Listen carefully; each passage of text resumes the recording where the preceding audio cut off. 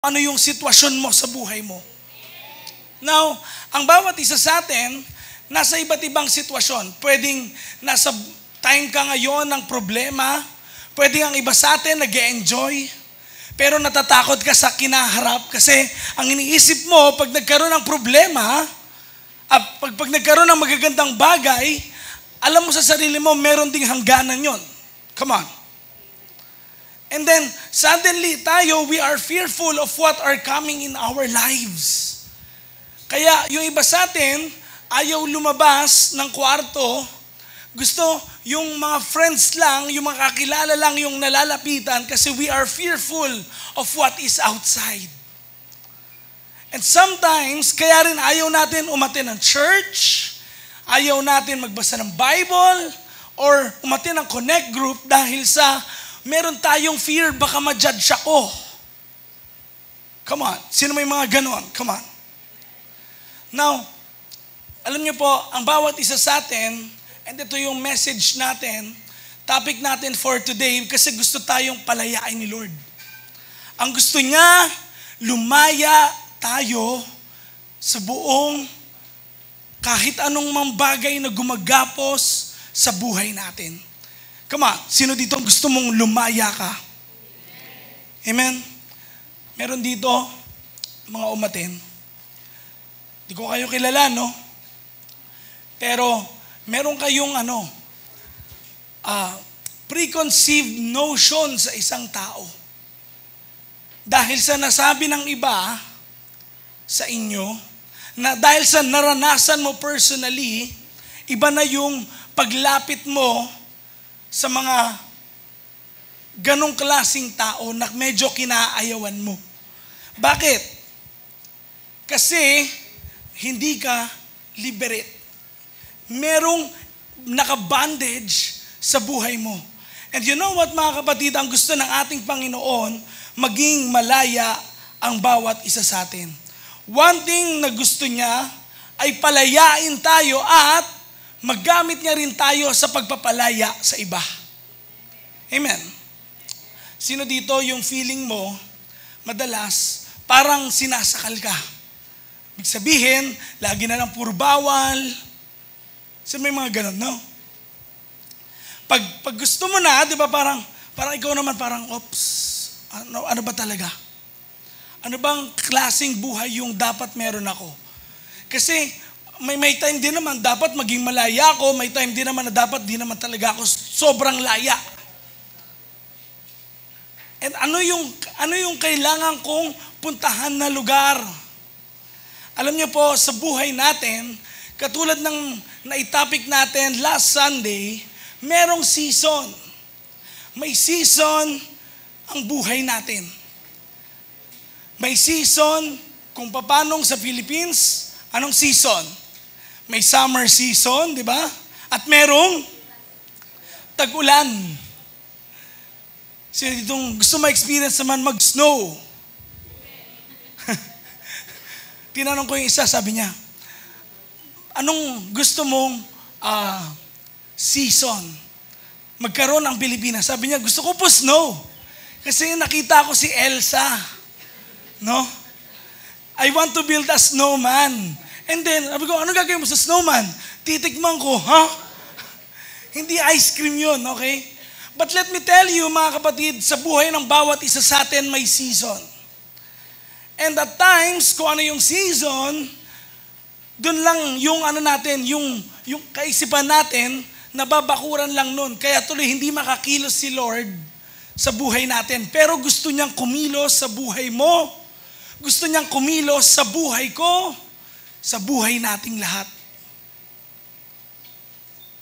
Now, may pag-uusapan tayo ngayong isang man of God in the Bible, and his name is, pakita natin, come on, Joseph, the dreamer.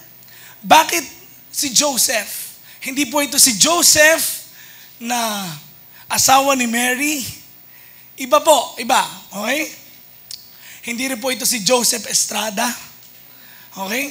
Pero si Joseph the dreamer in the Old Testament, can we all just bow our heads and pray?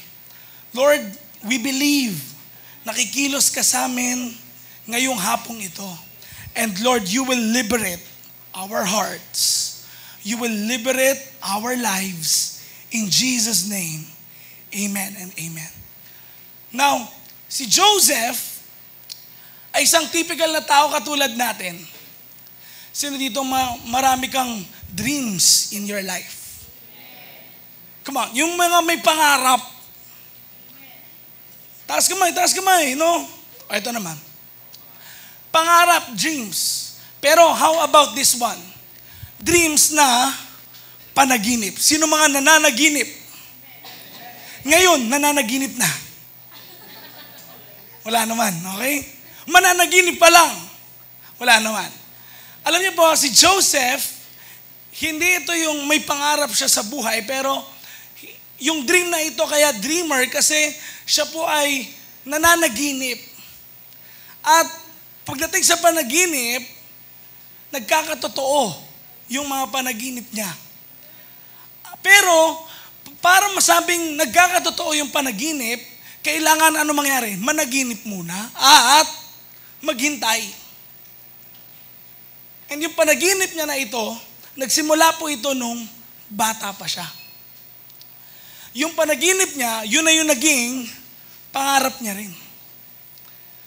Now, ano yun? Pakita nga natin. Nakita niya po ang kanyang sarili na kung saan napapagitnaan sa isang field. No? Nung time po nila, puro mga farm. May mga palay.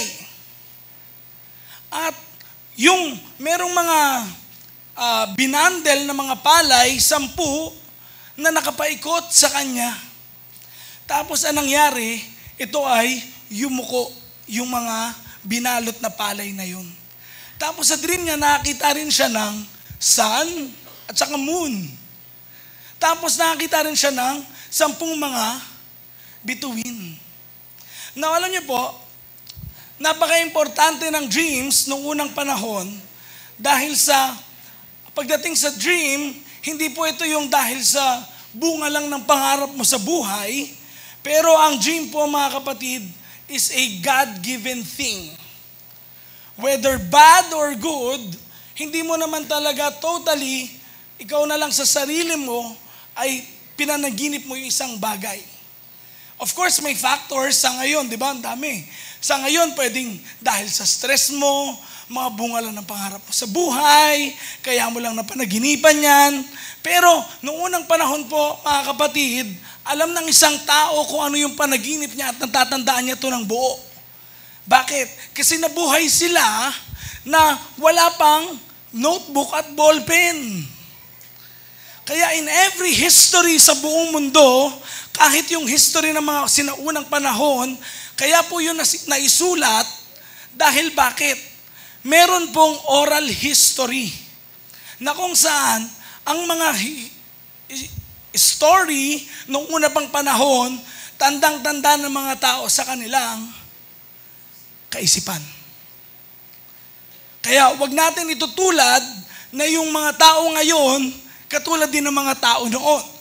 Nakuha ho natin? Na pwedeng, baka naman throughout the years, bandagdagan na yung kwento. Teka po, hindi po tulad ng dati, yung ngayon. Nakuha natin? Amen?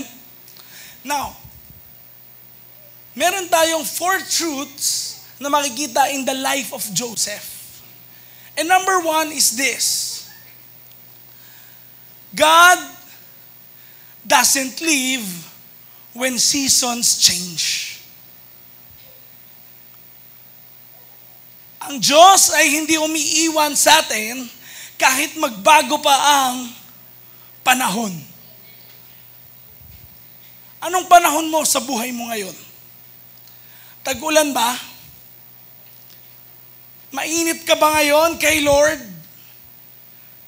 Nanlalamig ka ba? Anong klaseng panahon ang meron ka ngayon sa buhay mo? Pero let me tell you kapatid, ang Diyos hindi iiwan sa iyo. Hindi siya nakukulong sa kung ano yung panahon. Panahon ngayon na kung saan maraming mga tao pwedeng busy sa kanilang pag-aaral, busy sa trabaho. Ang iba gustong kumita ng pera para merong maipanregalo sa Christmas.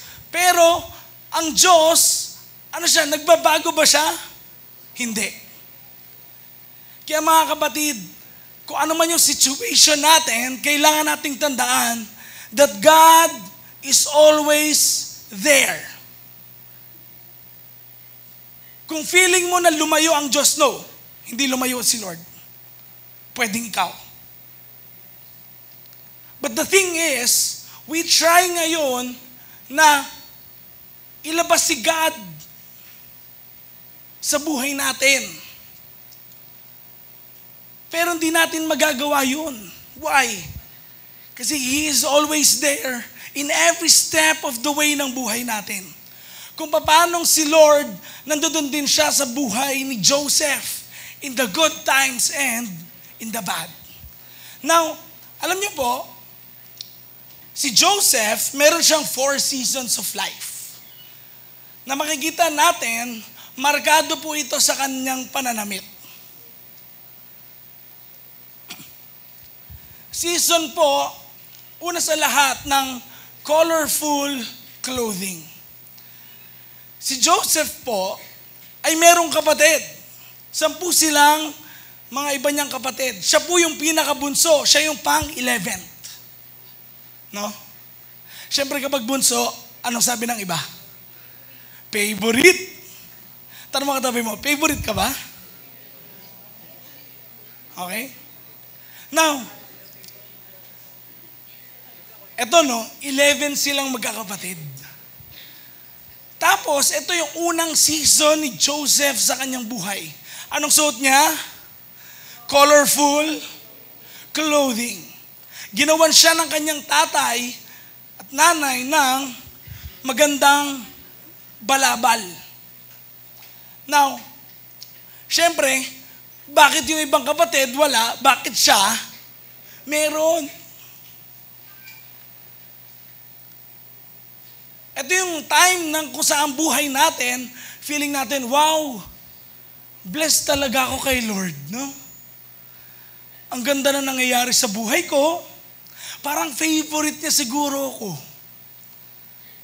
Okay naman yung relationship ng pamilya ko, wala akong naagrabyadong tao, okay naman ako, ang saya ng season na to.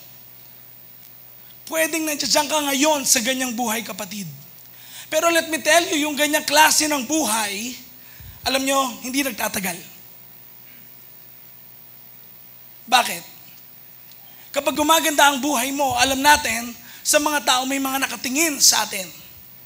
Yung mga kapatid ni Joseph, nakatingin sa kanya. Tingnan mo katabi mo. Hindi mo alam, nakatingin yan sa'yo.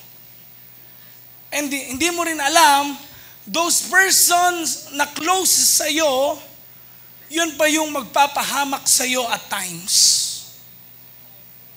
Nangyari noon, pwedeng mangyari ngayon. Because why? History repeats itself.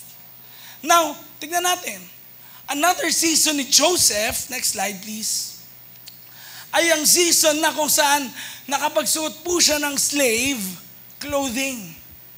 Paano siya nagkaroon ng slave clothing? Aba, syempre, ito po nangyari, no? Pinagtulungan siya ng mga magkakapatid. Ay, si Joseph yung favorite. Sige, itulak natin siya sa balon. Tapos ibenta natin siya para maging alipin. Tingnan nyo, no? Ang saya-saya ng buhay mo, nakangiti ka, then biglang, isang iglap lang. Pwedeng magbago ka agad yung sitwasyon mo. Why? Most of us, pwede pong ganyan yung buhay natin. Parang ang saya-saya lang natin, then suddenly biglang merong, whoops, may di maganda nangyari. Pero let me tell you mga kapatid, si Joseph na ito, nung siya naman po ay binenta sa Egypt bilang slave, ang ganda naman po na naging buhay niya. Dahil talagang sinamahan siya ni Lord, tapos, pagtapos nun, pinromote siya. Siya yung head ng bahay ng master niya. Pero alam niyo may nangyari sa picture na yan. Ano yun? Tinangka po siyang rapin nung asawa ng master niya. Kakaiba, no? Babae yung ng rape. Okay? Now, ano nangyari? Nung una, ano yung unang season? Colorful? Okay, ano yung next season? Okay, tingnan nyo nangyari, no? Ang ganda. Sino ito may mga makukulay na damit? Come on. Ang ganda ng damit mo, pero mamaya-maya biglang, whoops, pangalipin na. Pwede pala na, ang ganda-ganda ng buhay mo, maya-maya, biglang sumama ka agad. There are seasons in our life that are totally not or unexpected. And just when things seem get bad para sa atin na parang, ano ba to? Bakit? Parang kailan lang, ang ganda-ganda na nangyari sa buhay ko, then nangyari itong di maganda. Ano? May mas isasama pa ba to? Alam niyo po, inakala natin na hanggang doon na lang ang isang masamang bagay o masamang nangyari sa buhay ng isang tao. Alam niyo po, meron pang mas gagrabe rin doon. Dahil, ito na nga po nangyari. Sa picture na yan, nahatak nung asawa, nung master niya, yung kapiraso ng damit niya. At binaligtad yung sitwasyon. Si Joseph ngayon, yung pinagbintangan na siya po ay pagtatangkaan ng di maganda. Now, sa madaling salita, nag-move on sa next season si Joseph. Ano yun? Ito po ay ang season na kung saan ang suot niya naman ay, sabay-sabay nating basahin. Mas malakas pa dyan. Okay. So, dinala po siya sa lugar ng mga nakakulong. And let me tell you, ang slave po at ang nakakulong, magkaiba po yung treatment. Tama ba? Magkaiba. Ang prisoner, hindi pwedeng lumabas. Ang slave, magagawa niya pa na lumabas at inuutusan lang siya. Pero yung prisoner, nandoon lang siya. And pag prisoner, alam natin, napapaaway sa loob. Di ba? At yung mga kasama rin niya, mga masasama talaga yung ugali. So tignan nyo, no? Meron siyang magandang suot nung una. Anong sumunod? Naging slave. Tapos, naging prisoner. Anong next? Alam niyo po, kung tingin natin na napakasama na nang nangyayari sa buhay natin, at parang wala ng pag-asa, in our lives, let us always remember na kayang kumilos ng Diyos. Bakit? Alam niyo po, may time na kung saan si Pharaoh na naginip. And then, ito po ang nangyari, no? Walang kahit sino man sa buong Egypt na kayang makapag-interpret kung ano yung panaginip ng Pharaoh. Wala kahit isa. And ang ginawa po, pakita nga natin yung picture. Ang ginawa ngayon, si Joseph, may mga nakakilala sa kanya na, ay itong taong ito, nag-i-interpret to ng dreams. Sinabi kay Pharaoh, at siya yung nag-interpret. Pinaniwalaan ni Pharaoh, yung pag-interpret ng dream, in a way na kung saan, sabi ng ibang sources, other than the Bible, meron pong ibang extra biblical sources, ang sabi ay, merong mga baitang pala papunta sa throne ni Pharaoh. in ancient times. At kada floor, may language kang babanggitin. Hanggang sa makausap mo on a face-to-face basis si Pharaoh. Now, nagawa yun ni Joseph. And let me tell you, na-interpret niya yung dream accurately. Now, ano po nangyari? Na-move po si Joseph sa next season ng life niya. At ang next season ng life niya, from being a prisoner, ano nangyari? Ang bilis. Just imagine, yung pinakamababa na klase ng buhay na pwedeng magkaroon ng isang tao. Kaya palang iangat ng Diyos yung season ng buhay natin. Now, let me tell you, si Joseph po, kaya ngayon siya ginawang prime minister dahil sa wisdom na meron sa kanya. And, eto no, siya ngayon yung nag-arrange. Dito sa lugar na to, dito tayo mag-iipon ng palay. Sa lugar na to, mag-iipon tayo ng pagkain para makasurvive tayo sa famine na dadating kasi yun yung dream. Yun yung dream. Kaya ngayon, ito ngayon ang hinihintay nila yung famine. Nagre-ready sila. Now, ang tanong sa bawat isa sa atin, sa 4 na season na yon, saan nakalagay sa Bible na kasama ni Joseph si Lord? Kasi when things seem good para sa atin, you have a colorful na damit, o kaya nasa position ka ng mataas, pwede ang tingin mo, automatic kasama ko si Lord kasi maganda yung nangyayari sa buhay ko. Tamba. Pag top ka sa klase, pag may nagbigay sa'yo ng regalo, pag na-promote ka, pag nagkaroon ka ng magandang relationship, kapag nagkaroon ka ng magandang family, okay. Nandun si Lord, yun yung feeling mo. But how about in the bad times of your life? Nandun ba si Lord? Alam niyo po, dun sa 4 na season na to, dito lang nakalagay, nakasama ni Joseph ang Diyos. Ano yun? Pakita nga natin.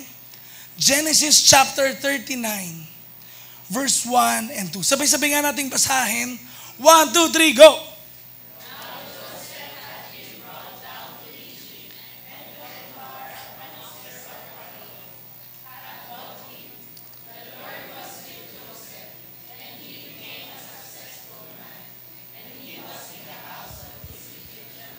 Okay. Yan ba yung time na kung saan merong colorful clothing si Joseph? Hindi. Ano yung time na yan? Yan yung time na kung saan nakapandamit siya ng isang alipin. At anong sabi ng Bible?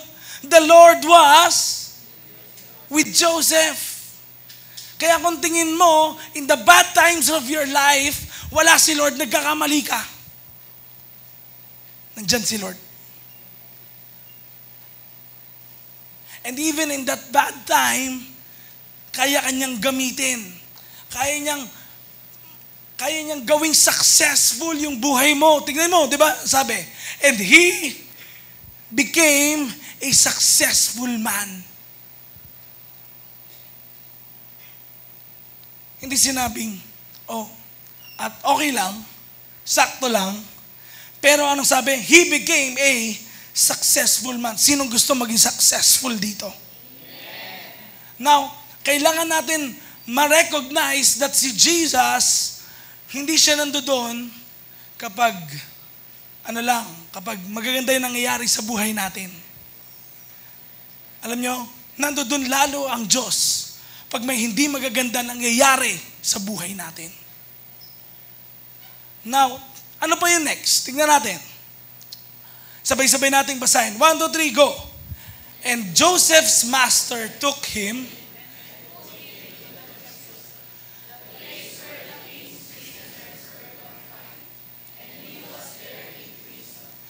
But the Lord,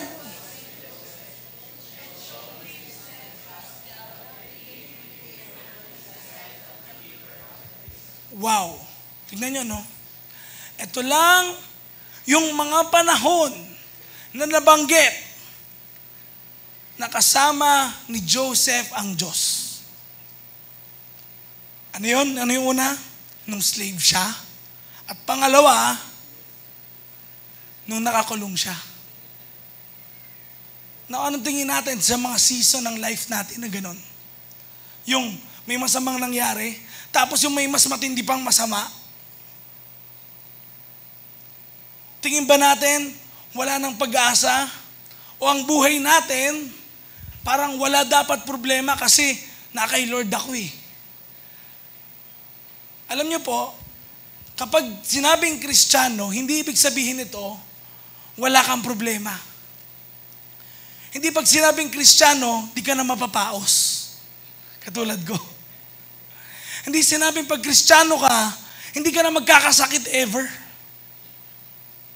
O hindi ka na magkakaroon ng problema.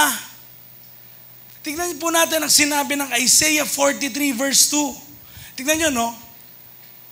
Hindi sinabi dito na wala kang dadaanan na tubig o ilog. Pero ano sinabi? Sasamahan kita. Ano sinabi? Sasamahan kita kapag dadaan ka sa tubig. Hindi ka malulunod sa iyong pagtawid. Pag dadaan ka sa apoy, anong sabi? May sinabi bang, wala kang dadaan ng ganyan?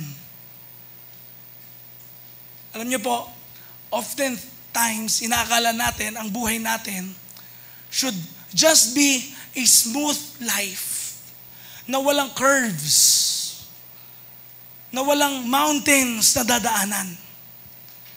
One thing is for sure, as a follower of Christ, may mga dadaanan kang ganun. Pero, kasama mo siya. And hindi ko alam kung ano yung pinagdadaanan nyo ngayon, mga kapatid. And I know this message is for you. Pero kung ano yung problema mo ngayon, o ano yung situation mo ngayon, kung ano yung dinadaanan mo ngayon, kasama mo si Lord.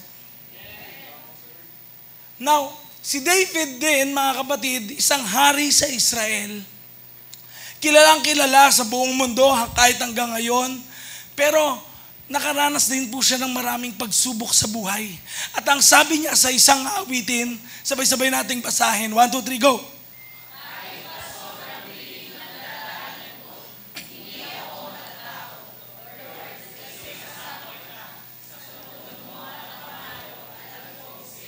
Tignan nyo, no?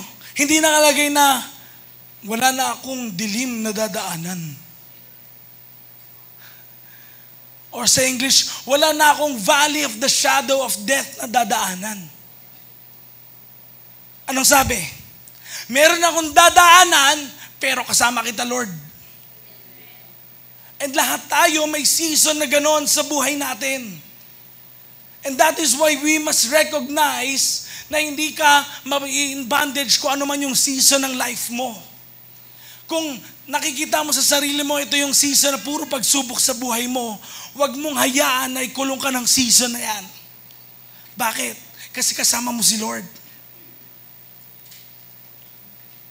Ano yung season mo ngayon sa buhay mo, kapatid? Kasi ang gusto ni Lord,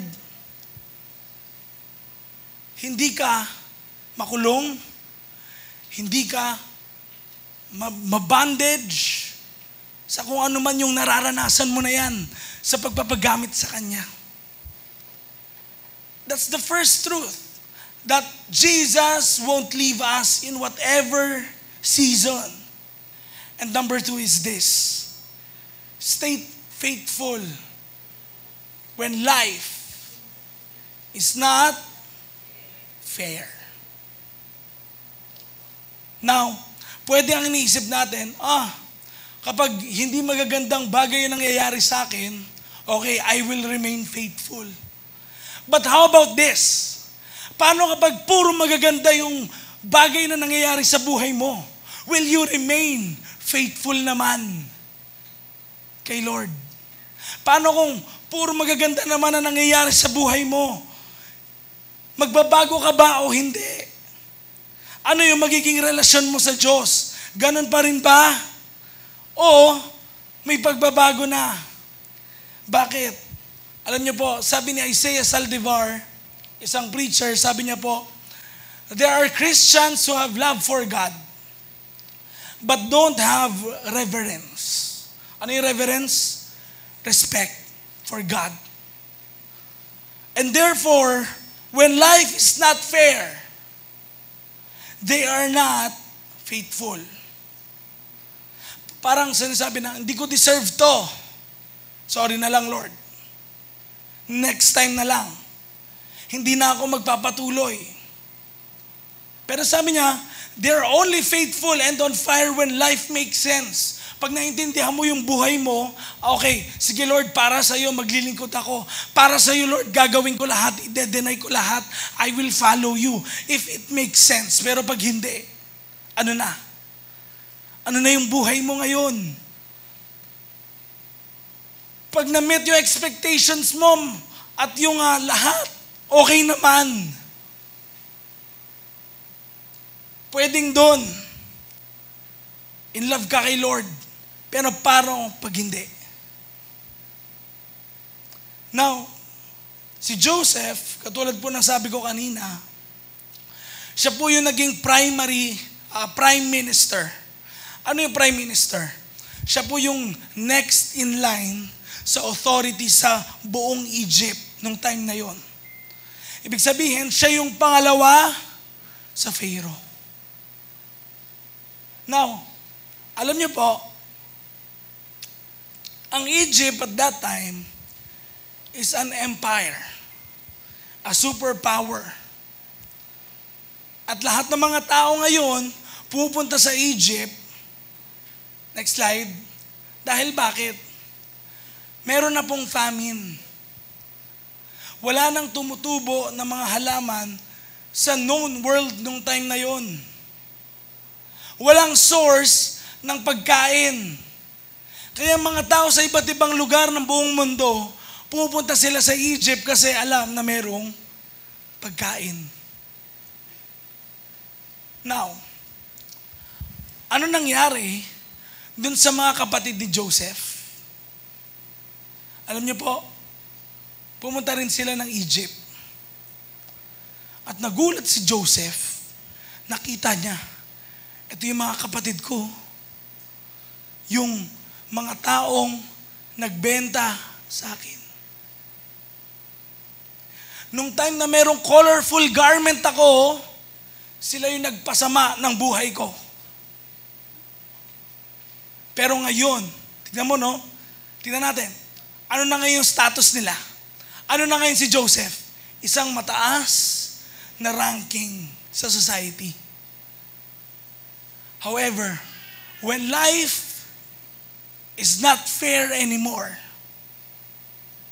magre-remain ka ba na faithful kay Lord? Sasamantalahin mo ba yung authority mo? Sorry na lang babawi ako ngayon sa inyo. Ganun ba ang mindset? Come on. Or, magiging fair ka pa rin sa kanila. Now, alam niyo po, hindi easy yan sa buhay ni Joseph. Kaya, for 3 days, talagang hinayaan niya muna yung mga kapatid niya dun sa Egypt, sa palace. And ito ngayon, Genesis 42 verse 18. Sabay-sabay nating basahin. 1, 2, 3, go. Nung pangatlong araw, sinabi ni Joseph sa kanila, may takot ako sa Diyos. Tignan nyo, no? Pag kaya na-meet mo, yung mga taong sumakit sa damdamin mo, At ngayon may kakayahan kang gawin sa kanila. Pabalik yung ginawa nila sa'yo. Ano kayang magiging reaction mo? Will you still be fair? Or sasamantalahin mo yung authority na meron ka?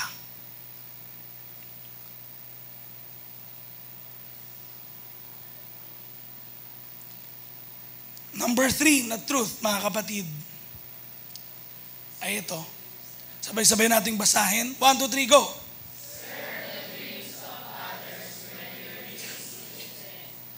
Now, alam niyo po, si Joseph, he was a dreamer. Katulad nating lahat. Mapanaginipin. Now, alam niyo po, kailangan nating mag-back story. Balik tayo nung si Joseph po ay nasa prison. When Joseph was in prison, Joseph served the dreams of others. When his own dreams are dead para sa kanya. Bakit? Sa isa pong prisoner, ano na lang po ba talaga naghihintay? Pwedeng kamatayan na lang. Or sentensya mo na lang. Walang kasiguraduhan. Kahit pa nasa tama ka, walang kasiguraduhan. Pero alam niyo po, in that prison, anong sabi kanina? But God was with Joseph. Can you say it with me again? God was with, isa pa, God, mas malakas pa. Yan. Wala naman, hindi naman kasi kayo paus, di ba? Now, nung nasa prison si Joseph, may mga nakausap siya. Nung may mga atraso sa Pharaoh. Ano yun? Yung isa po, ang trabaho niya, gumagawa ng tinapay. Tapos isa-serve sa Pharaoh. At yung isa naman, gumagawa ng wine, tapos isa-serve sa Pharaoh. Now, listen. Sila pong dalawa ay meron ding panaginip. Hindi ko nakakwento yung panaginip nila, pero yung dun sa gumagawa ng tinapay, ang sama ng panaginip niya, kinain siya ng uwak. Tapos yung isa, yung panaginip naman ng cupbearer, bumalik daw siya sa pagsiserve ng cup kay Pharaoh. Sabi ni Joseph, in 3 days, dun sa may tinapay, gumagawa ng tinapay, in 3 days, mamamatay ka. Sabi niya sa cupbearer, in 3 days, babalik ka sa pagsiserve kay Pharaoh. Alam niyo po, sa time na yan, maisip mo pa kaya yung dream mo? Ano yung dream niya? Anong dream ni Joseph? Yumukod sa harapan niya yung mga palay na naka-bundle. Now, yung pagyukod po in their time, meaning, siya po ay matataas sa position. Parang ganito yan, no? Napaka-imposible sa panahon natin na ang isang prisoner, nakakulong, magiging Vice President ng Pilipinas. Tama ba? Napakahirap. Now, ganun po yun nangyaring pagkakaiba ngayon sa buhay ni Joseph. Yung next season ng life niya, grabe yung leap. Pero ano nangyari? Nung nasa kulungan siya, pinaglingkuran niya yung iba. Kahit ano nangyayari sa paligid, kahit hindi maganda nangyayari sa kanya, tinutulungan niya yung iba. Hindi yung, ay, buti pa kayo may ganyan. Ako, nandito na lang. Hindi ako makapanaginip eh. Yung panaginip ko, nung una pa nung maganda pa yung buhay eh.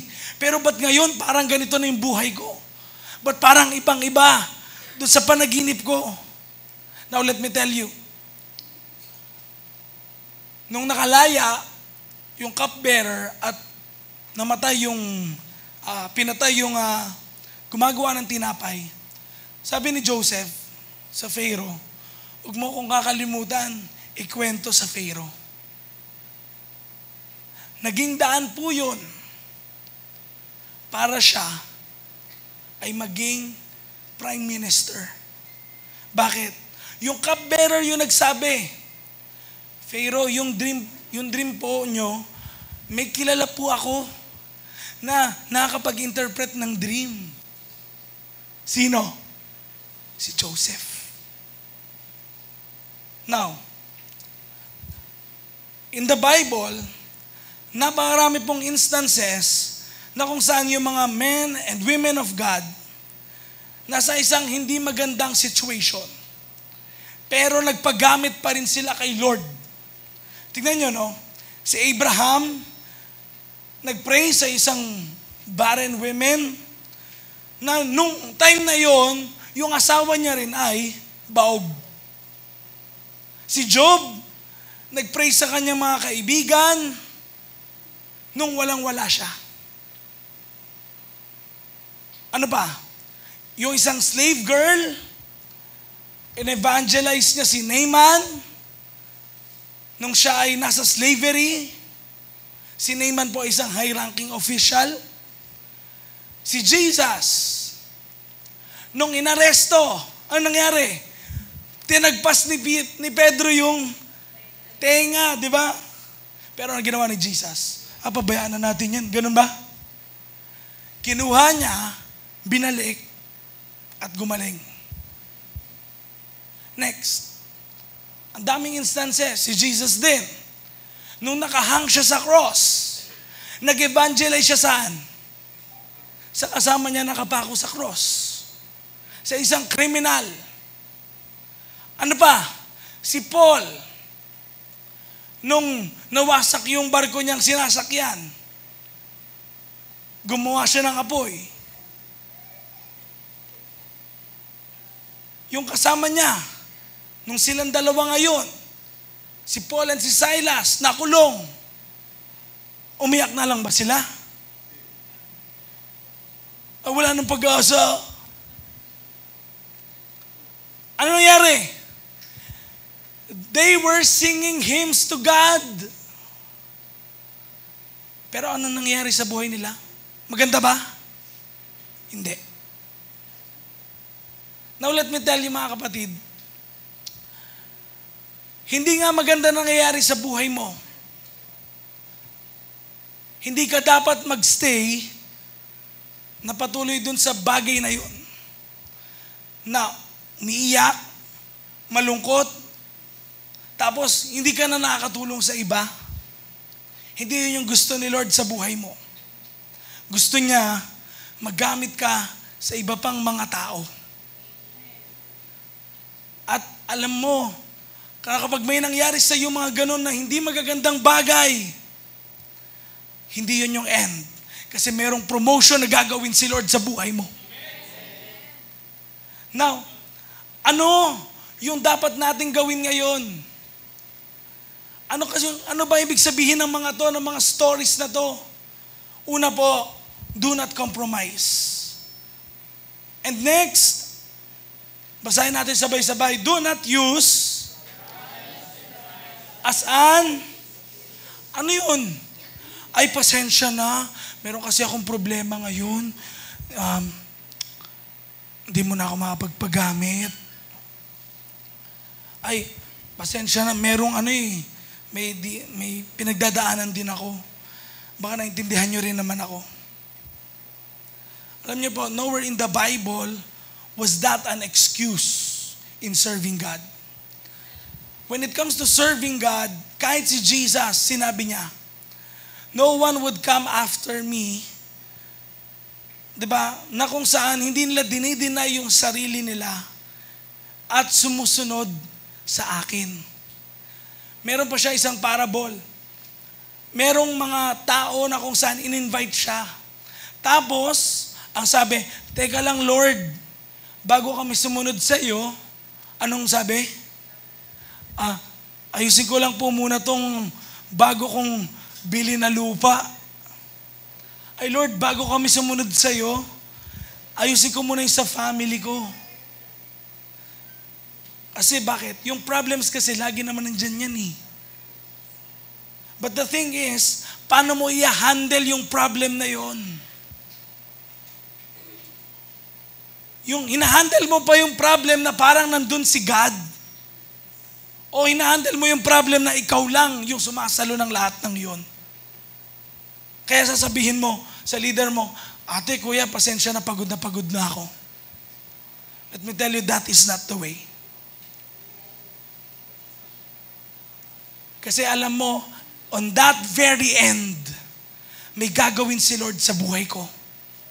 At sure ako, ikaw na nakikinig ngayon, may gagawin si Lord sa buhay mo. As Christians, sabi ni Vladimir Savchuk, as Christians, next slide please, we should serve even if things are not well. Because we should not be trapped by our trauma, fears, and pains. Lahat tayo may pinagdadaan ng ganyan. Alam niyo po ako, dahil pala yung mga bata, kapag pala ito, bata pa lang, iniitsang ganyan, nagkakaroon pala yun ng fear of heights. Sino mga may fear of heights dito? Taas kamay, huwag na kayo mahiya. Ako rin, ganun eh. Tingnan nyo, no? E di pumunta kaming SM.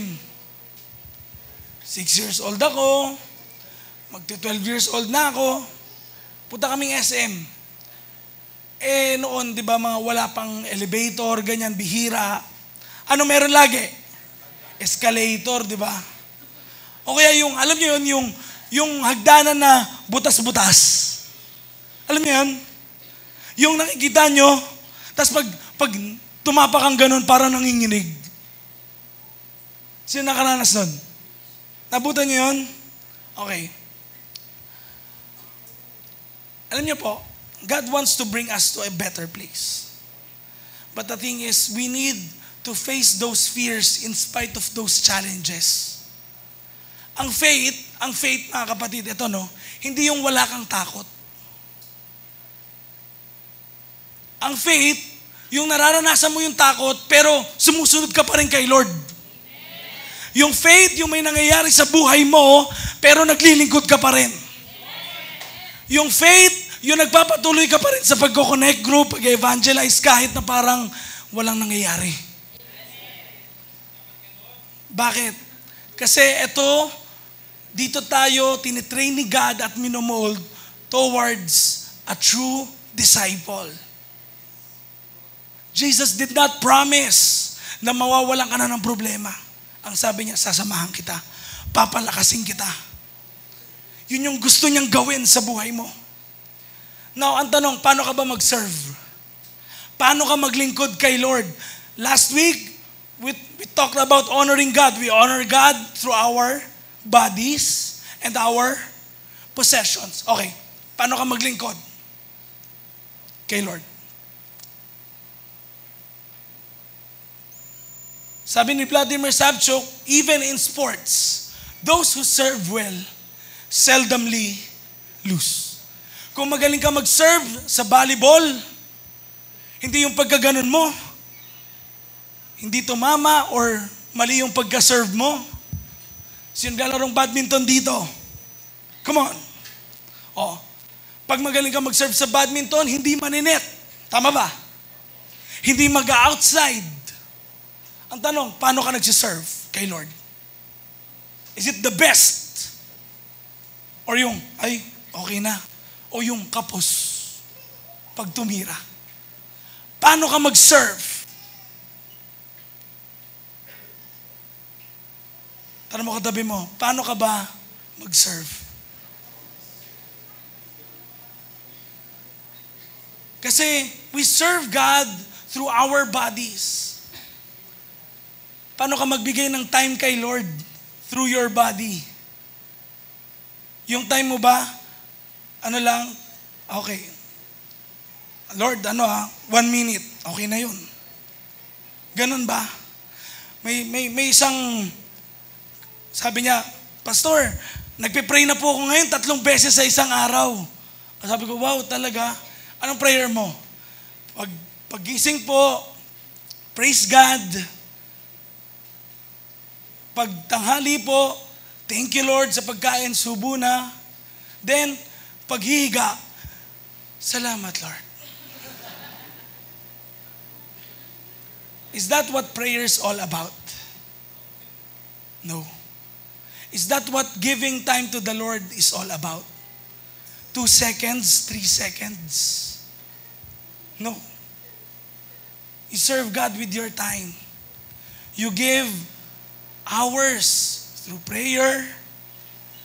Katulad ng pagpunta mo sa lugar na to. This is actually serving God. Honoring Him through your bodies. Dapat nasa ibang lugar ka ngayon. Pero nandito ka. You're serving God with your body. Dapat nandun ka sa SM. Dapat nandun ka sa ibang mga lugar ngayon. Pero nandito ka and you are serving God. But, okay. Paano naman kapag Monday? Sorry Lord, bakasyon muna ha? Ganun ba?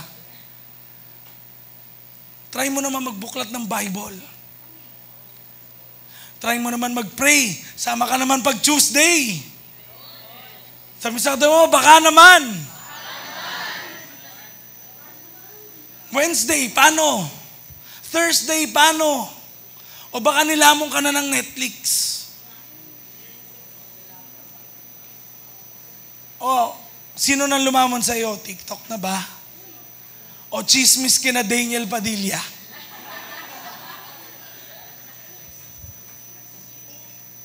Mga kapatid, that's the third truth. And the fourth, ay ito, last but not the least. Come on, basahin natin sabay-sabay. 1, 2, 3, go! It is a... Now, bakit ko sinabing fertilizer? Kasi, alam natin yung fertilizer, pag nilagay mo yan dyan, hindi naman agad-agad. Merong magandang bunga.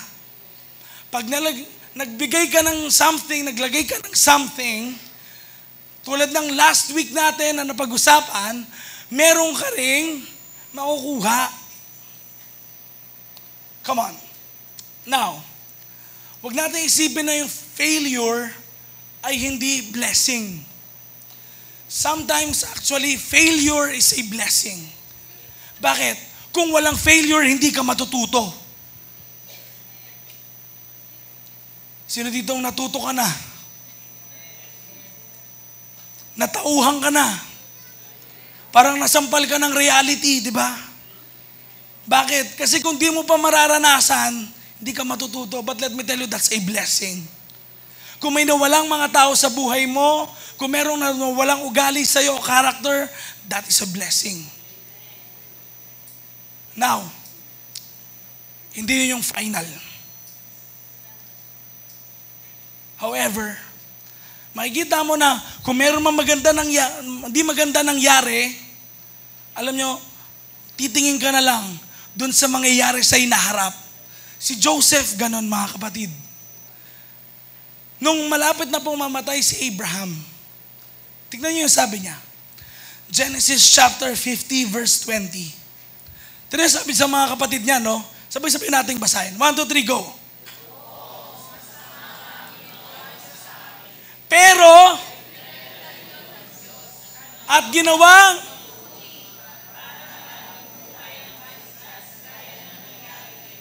wow!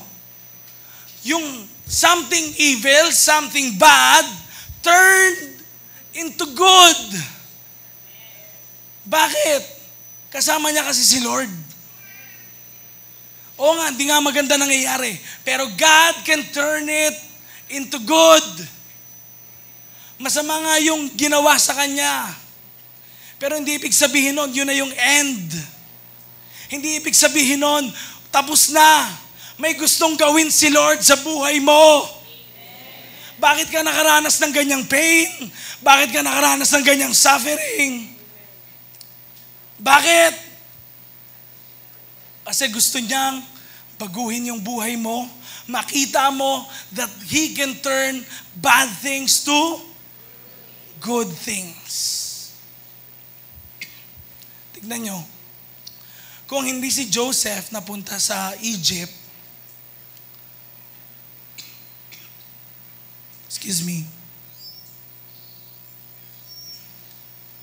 kung si Joseph ay hindi po napunta sa Egypt, paano na yung mga mahal niya sa buhay?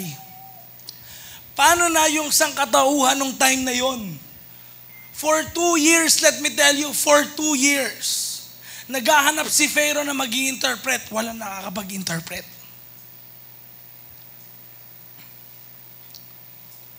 Si Joseph lang ang nakapag-interpret. Paano na yung mga mahal niya sa buhay? Tatay niya, mga kapatid niya. Makakakuha ba sila ng supply ng pagkain sa Egypt kung wala doon si Joseph? Kaya tignan niyo, sabi niya, masama nga ang ginawa niyo sa akin. Pero binaligtad yun ng Diyos. At ginawang mabuti. Para daw ano? Para daw ano?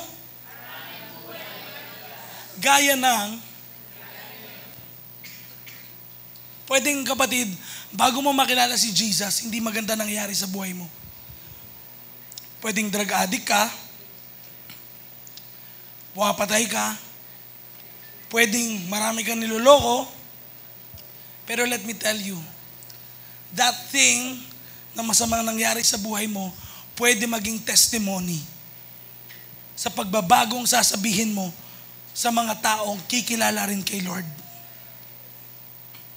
Tatayo ka rin sa unahan at sasabihin mo na, dati ganito ako, ganito yung buhay ko, pero nung naranasan ko yung pagmamahal ni Jesus sa akin, binago niya ako. And that is what God wants sa bawat isa sa atin. Lumaya tayo.